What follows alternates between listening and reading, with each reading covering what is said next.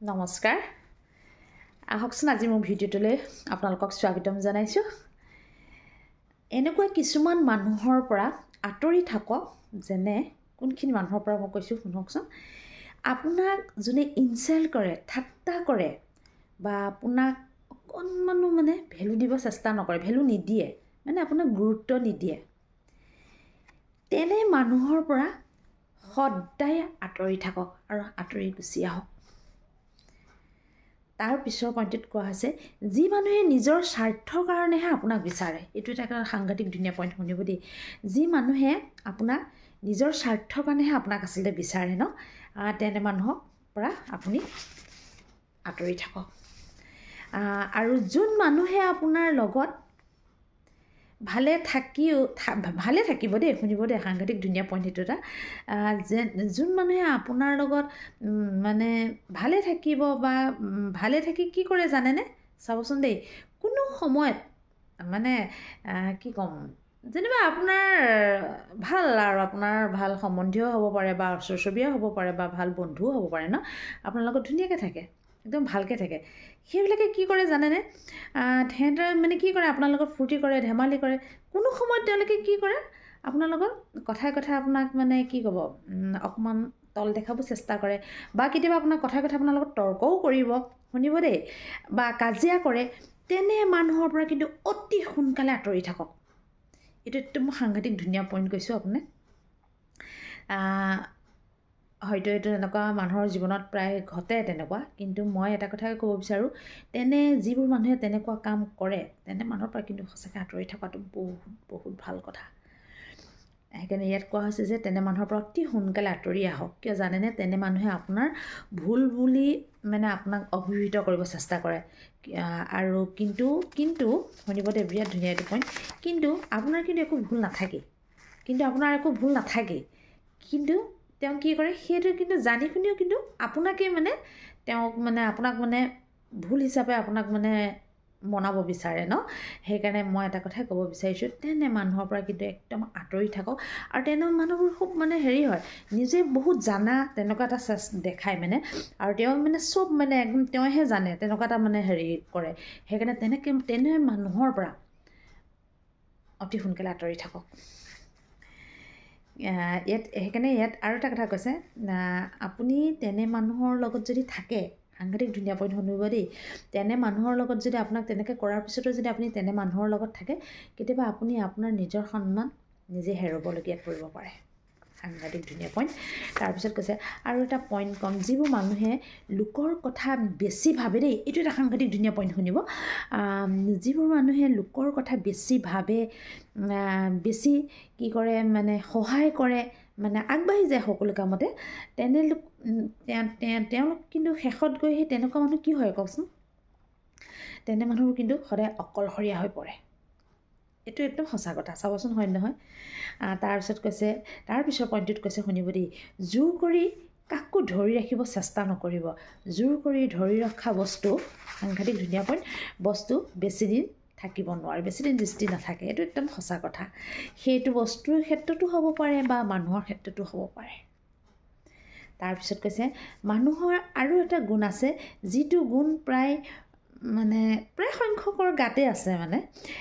প্ৰয়োজন শেষ হৈ যোৱাৰ পাছত কিন্তু বস্তুটো এলাগি কৰাটো বহু মানুহৰে লক্ষণ বুলি কৈছে। এইটো আমাৰ মানুহৰ লক্ষণ। বস্তুটো যেতিয়া দৰকাৰ থাকে, তেতিয়ালৈকে প্ৰয়োজন হৈ থাকে, তেতিয়া আপোনাৰ ইম্পৰ্টেণ্টটো পূৰা থাকে।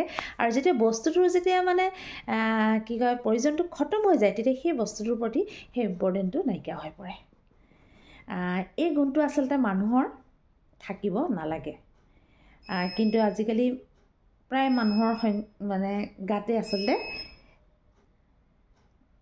এনেকুৱা গুণ প্ৰায় মানুহৰ গাতে আছে, সেই কথাটোৱে কোৱা হৈছে।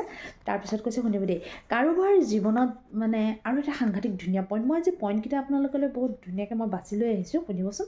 তাৰপিছৰ পইণ্টটোত কৈছে, কাৰোবাৰ জীৱনত বহু ভিতৰলৈ সোমাবলৈ চেষ্টা কৰিব নালাগে দেই। সাংঘাতিক ধুনীয়া পইণ্ট এইটো শুনক। কাৰো জীৱনত বহু ভিতৰলৈ সোমাই যাবলৈ চেষ্টা কৰিব নালাগে। ভিতৰত কেলৈ নালাগে বুলি কৈছে, শুনিব, লাষ্টত ক'ব এনচাৰটো। হেৰিটো কেলে সোমাব নালাগে কৈছে মানে বহুত কষ্ট পাবলগীয়া হয় কিছুমান ক্ষেত্ৰত সেইকাৰণে মানে কি কৈছে নিজে একদম মানে নিজে শক্তিশালী ভিতৰৰ পৰা শক্তিশালী হৈ থাকিবলৈ কৈছে দেই শুনিব আৰু এটা কথা কৈছে প্ৰায় আজিকালি দেখা যায় দুজনৰ মাজত যদি এজনে আনজনক ইগন'ৰ কৰে বা কিবা কাৰণত কাজিয়া কৰে বা আঁতৰাই পেলায় তেতিয়া কি হয় লগৰজন একেবাৰে ভাগি পৰে চাবচোন হয় নহয় কথাষাৰ একদম ভাগি পৰে বুলি কৈছে আৰু সেইকাৰণে কেতিয়াও মানে কি কৰিছে মানে সেইকাৰণে এনেকুৱা হ'ব নালাগে যে তেওঁ নহ'লে যেন মই জীয়াই থাকিব নোৱাৰিম বা তেওঁৱে মোৰ গোটেই জীৱনটো সেই বস্তুটো আঁতৰাই দিবলৈ কৈছে সেইকাৰণে ভিতৰি মানুহজন নিজে শক্তিশালী হ'ব লাগিব সাংঘাতিক ধুনীয়া পইণ্ট এই বস্তুটো আচলতে কি হয় আজিৰ ক্ষেত্ৰত একদম বহুতেই মানে আৰু আমি নিজেও দেখি আছোঁ ন বহুতৰ ক্ষেত্ৰতে আছে এই বস্তুটো মানুহে শুনিব দেই মানুহৰ ভাল পোৱা প্ৰেম বন্ধুত্ব এই সকলোবোৰ কিন্তু লাগিবই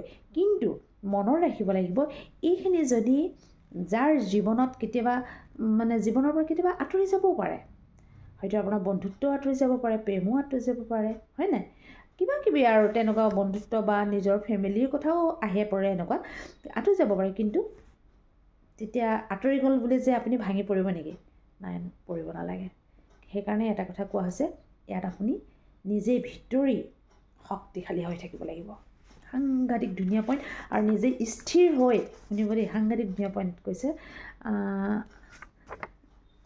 ৰাখিব এক মিনিট স্থিৰ হৈ নিজে শক্তিশালী হৈ আগবাঢ়ি যাব লাগিব আৰু এটা কথা ক'ব বিচাৰিছোঁ যে এই সকলোবোৰ কিন্তু মুক্ত হ'বলৈ আমি কি কৰিব লাগিব কওকচোন আমি য়োগ মেডিটেশ্যন কৰিবই লাগিব এই যদি আপুনি মই ভাবোঁ মানে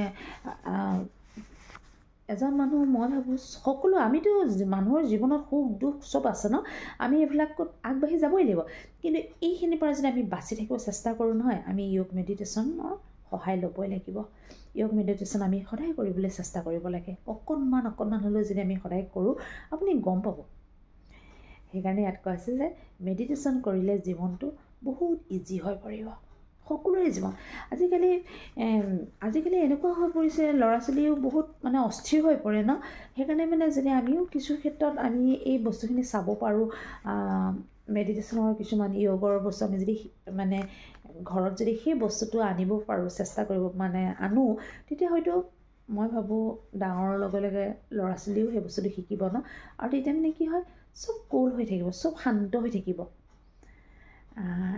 এইখিনি আছিলে আজি মোৰ ভিডিঅ'টো আছিলে আপোনালোকলৈ পইণ্ট কিছুমান এনেকৈ বাছি লৈ আহিলোঁ ঠিক আছে নহ'লে আজি মই ভিডিঅ'টো ইমানতে ৰাখোঁ আৰু মোৰ ভিডিঅ' যদি আপোনালোকে ভাল পায় লাইক শ্বেয়াৰ কমেণ্ট কৰিবলৈ নাপাহৰিব আজিলৈ ৰাখোঁ নমস্কাৰ